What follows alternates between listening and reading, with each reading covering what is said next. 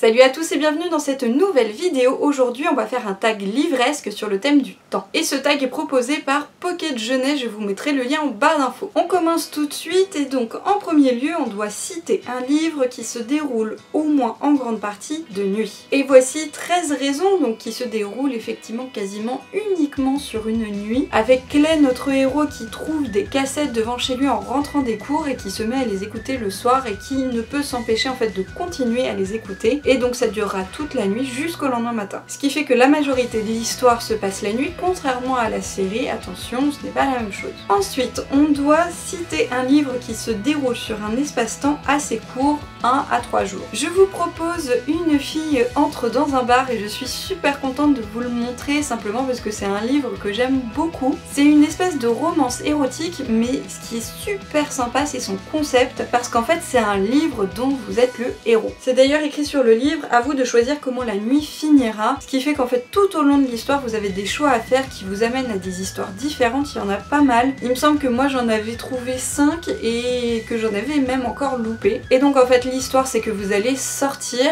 et que vous allez essayer de rencontrer quelqu'un. Donc l'action se déroule sur environ une journée et encore même pas sûr. Ouais, je l'ai lu il y a quand même longtemps.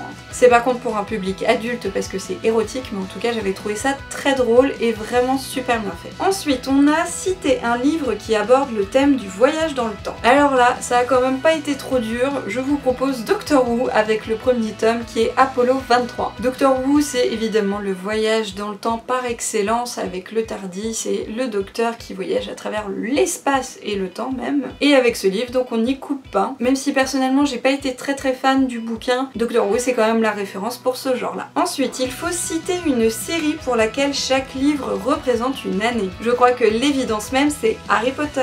Chaque tome représente en effet une année scolaire de Harry et ses amis à l'école de Poudlard. Je vous avoue que j'aurais bien aimé vous trouver une autre série mais en fait je n'en ai pas trouvé. J'avais 4 filles et un jean mais en fait ça se passe uniquement à chaque fois sur des étés donc ça marchait pas vraiment. Mais comme ça j'ai quand même réussi à le caser. Mais c'est pas grave parce que Harry Potter ça reste quand même un classique que je suis très contente de vous montrer aussi. On continue avec le livre de ma bibliothèque qui a été écrit il y a le plus longtemps. Là je dois vous avouer que je me suis sentie un petit peu bête pour cette question parce qu'en fait je n'ai pas la moindre idée des années d'édition, des originales du moins, des livres que j'ai dans ma bibliothèque. J'ai essayé de me référer à ma bibliothèque que j'ai en ligne sur Livre Addict parce qu'effectivement on peut trier les livres par date de parution. Le problème c'est que j'ai des livres qui ont été réédités beaucoup plus tard et donc du coup ça marchait pas. Et puis ensuite j'ai eu une illumination avec Dracula de Bram Stoker. Là je pense que je suis pas mal avec ce livre qui date de 1897 pour sa publication originale. Je pense que j'ai vraiment pas de livre plus vieux là. Et en plus je suis contente de vous montrer ce livre, ne serait-ce que pour sa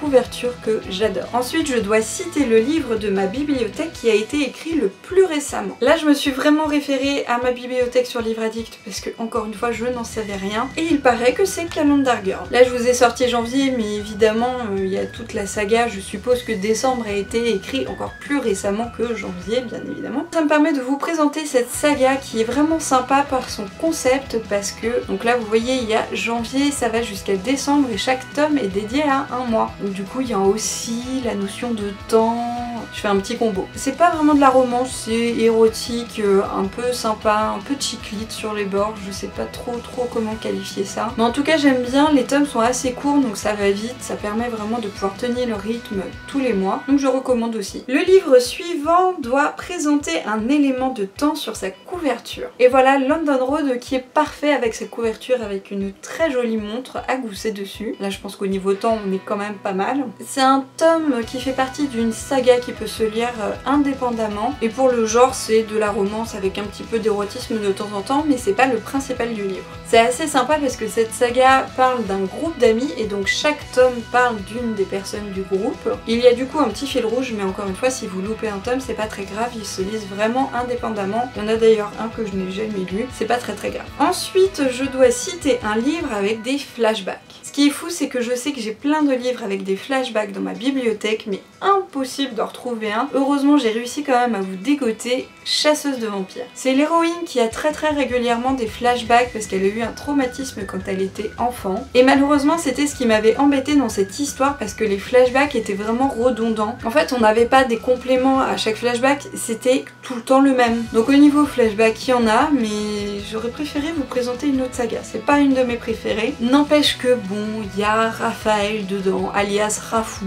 qui quand même rattrape un peu le truc. On enchaîne avec un livre que j'ai lu très vite. J'aurais pu vous proposer un petit livre tout fin qu'évidemment j'aurais lu super vite, mais j'ai préféré vous trouver un roman que j'avais dévoré. Et donc voici le premier tome de la confrérie de la Dague Noire. J'en avais entendu énormément, mais vraiment énormément parler jusqu'au jour où je me suis enfin lancée et ça a été une révélation, cette saga est géniale. Et surtout ce premier tome que j'adore. Il y en a beaucoup qui l'aiment pas trop, mais moi c'est vraiment mon préféré et je ne peux que vous recommander la confrérie, c'est vraiment top. Il y a des vampires, mais pas des vampires genre Twilight, c'est des mecs qui font 2 mètres de haut, si ce n'est plus, 2 mètres de large, qui sont tellement forts, tellement musclés, tellement beaux, tout ça. Il y a un fond de romance, mais il y a surtout beaucoup d'action. Il y a en fait une guerre entre 2 clans et donc on n'a pas du tout le temps de s'ennuyer, vraiment, j'adore. Du coup le prochain livre c'est un livre que j'ai lu très lentement. Facile, c'est le premier tome de Outlander, le Chardon et le Tartan. Je l'ai lu lentement pour plusieurs raisons et tout d'abord parce que le livre est